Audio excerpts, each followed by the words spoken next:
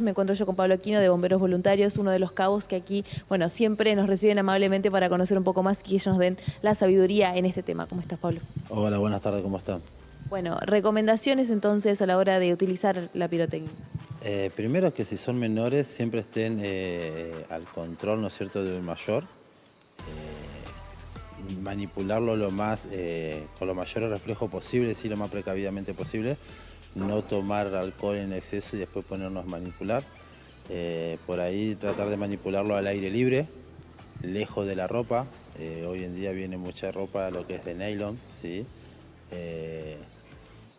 Hay casas, tenemos los adornos que son de plástico o nylon, entonces por ahí tratar de manipularlo al aire libre.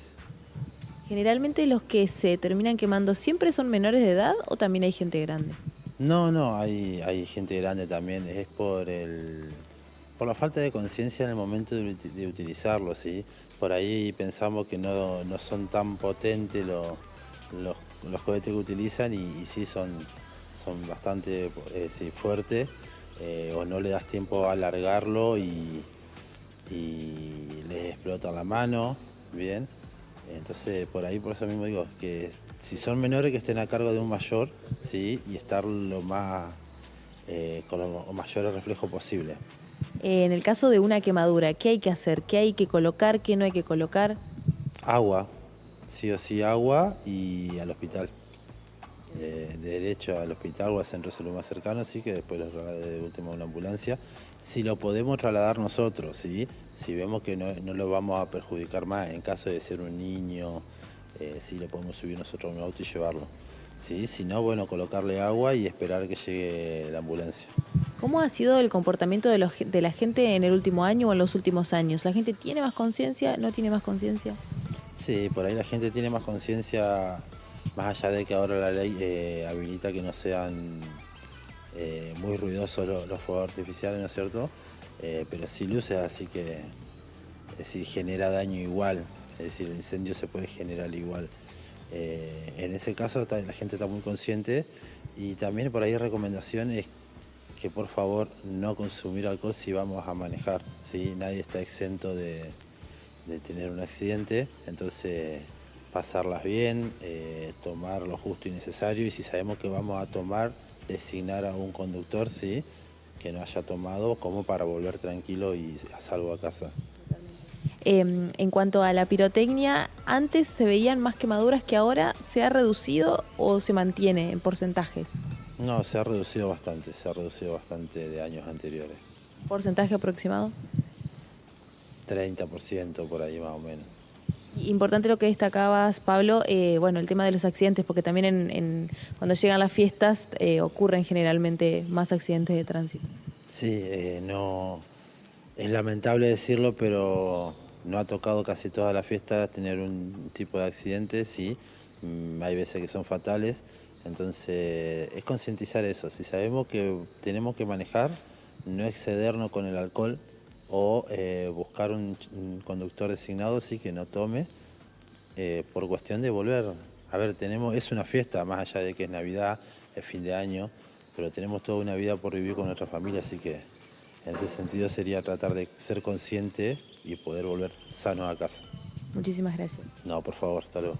La palabra entonces del cabo Pablo Aquino de los Bomberos Voluntarios, hablando Clarito, entonces de recomendaciones para el uso de la pirotecnia, pero me quedo con el último mensaje, Sí. Andrés, que mencionaba. Son unas fiestas y todavía nos queda un montón de tiempo para festejar con nuestras familias, así que obviamente a tener cuidado en estas fiestas aquellos que salgan a la ruta, que salgan a la calle o cualquier persona que haga uso de algún vehículo. Excelente, yo un beso grande, gracias.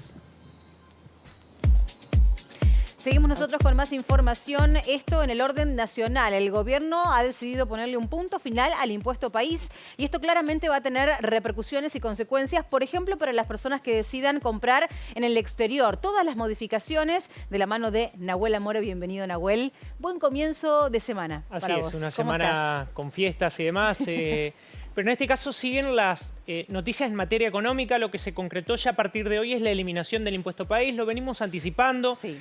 del gobierno nacional lo empezó a hacer progresivo en su momento con un porcentaje en septiembre, quedaba un tramo final que ya lo había anticipado para ahora fin de año. Finalmente se concretó, el gobierno lo que había anunciado lo termina concretando y tiene distintos tipos de impacto. Por ejemplo, para aquellas operaciones de importación ya habíamos comentado que en definitiva es un costo menor para poder comprar más barato desde afuera. Esa es una de las medidas, pero también lo que empieza a regir hoy es el impacto de, por ejemplo, aquellas pocas personas que venían teniendo el ejercicio de poder comprar hasta un límite de $200 de manera oficial, teniendo en cuenta los impuestos, que si bien comparado con los dólares alternativos o el blue no conviene, todavía hay gente que sigue comprando de manera oficial el dólar. Para aquellas compras en el exterior también impacta esta medida porque va a significar más barato comprar desde afuera e incluso viajar hacia afuera y pagar con la tarjeta.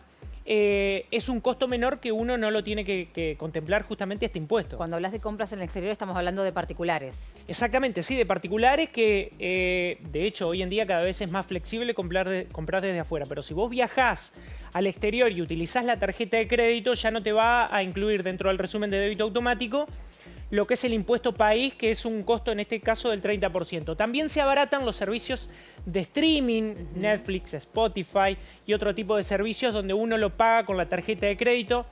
En este caso era un 8% que finalmente para los consumos a partir de ahora en adelante ya no van a tener este componente impositivo. Bien. Veamos cómo queda la cotización a partir de ahora, Dale. teniendo en cuenta sobre todo el dólar tarjeta, cómo se abarata. De 1.670 pesos que tenía incluido el impuesto a las ganancias más el 30% del impuesto país, se elimina el 30% del impuesto país, sigue estando el impuesto a las ganancias como pago anticipado y pasa a 1.355. Veamos simplemente un ejemplo. Dale. Hay gente que de hecho ahora está empezando a viajar al exterior, Brasil por ejemplo, y otros países, o tiene pensado hacerlo.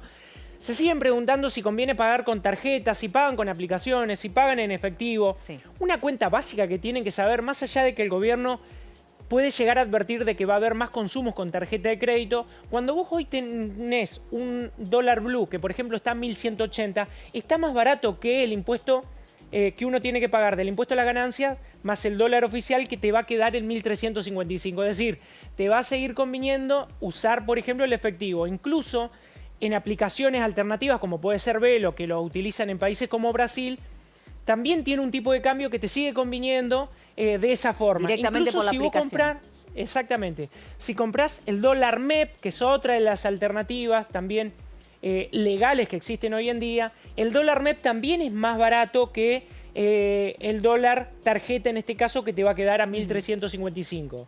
¿Para quién sería beneficioso la utilización del ahora dólar tarjeta? Bueno, a ver, principio, para aquellos que quizá se encuentran con que viajan al exterior o quieren realizar una compra y tienen como uno de los medios alternativos simplemente este medio oficial, ya no va a estar tan caro como los 1.670 pesos, por supuesto. El gobierno, de hecho, ya está anticipando de que va a tener mayor drenaje de reservas del Banco Central hacia este tipo de gastos. Por supuesto que este fenómeno se va a dar, pero, por ejemplo, aquellos que paguen el servicio de streaming a través, y lo tienen, Spotify o Netflix, y lo están pagando, ya van a pagar con un dólar más barato, se le va a abaratar de algún modo el servicio mensual que tiene que pagar. Veamos en la próxima placa simplemente la ecuación de cómo le va a terminar resultando a cada uno de los usuarios esta operación. Primero, es el dólar oficial, hoy en día 1.044 pesos. Hay que contextualizar que sigue estando el cepo cambiario, es decir, la limitación para poder comprar a ese dólar oficial de manera libremente, eso sigue estando, pero se le incorpora el 30% del impuesto a las ganancias, que en todo caso es aquellas personas que quieren realizar después el pedido de devolución, generalmente en el ejercicio anual próximo, pueden hacer el pedido a través de ARCA, la ExaFIP, para que te lo reintegren.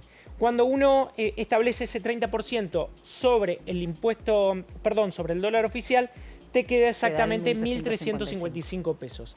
Básicamente va a ser más barato para aquellos que utilizan la tarjeta comprar afuera, y en caso de que consuman algún tipo de servicio extranjero, en este caso que lo paguen con dólares, y que después te lo especifiquen, te va a quedar un poquito más barato. ¿Cuál es el objetivo que persigue el gobierno nacional de la quita, digamos, del impuesto país? Primero, siempre puso como objetivo central el gobierno nacional de Javier Milei la baja de la inflación. Ese es su objetivo principal, a través del cual todas las otras variables macroeconómicas confluyen hacia eso. A cualquier costo esto ya lo hemos venido analizando. La baja, de hecho, ya hay productos, cuando uno ve productos importados que están muy por debajo de lo que incluso hasta el año pasado seguían vendiendo, porque ha impactado fundamentalmente en términos impositivos esta cuestión. Ahora bien, la pregunta es, ¿cuánto se sostiene? Que de hecho muchos se lo preguntan, ¿cuánto se sostiene esta meta de la baja de inflación a este costo de dólar, claro, teniendo en cuenta que vos tenés que tener unas reservas del Banco Central y dólares para poder sostener este tipo de políticas? Bueno, eso ya es un análisis más macroeconómico, entendiendo también las vulnerabilidades estructurales que tiene nuestro país, donde muchas veces está la restricción externa, que es la necesidad de dólares respecto de la generación de divisas. Cuando eso entra en conflicto, en la historia argentina se ha dado un montón de distintas crisis del tipo de cambio, ¿no? Son las devaluaciones muchas veces bruscas que suelen impactar en definitiva en la ciudadanía en general con el costo de vida. Gracias, Nahuel. Vamos a seguir con el tema, obviamente. Por favor, hasta luego.